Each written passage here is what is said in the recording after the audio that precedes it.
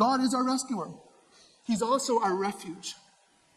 And I think, I'm not going to ask for a show of hands, but I think the reality is in the room, more people have experienced God, Jesus, as the refuge more than the rescuer. And what I mean by this is that David was in trouble, and in this season, trouble was still around him. He was still in the circumstances, but he was able to find refuge and shelter in the presence of God. And what happened was that because he was able to find refuge and shelter in the presence of God, his head was elevated above the trouble and above his enemies. So what this means is that sometimes the trouble will still be there.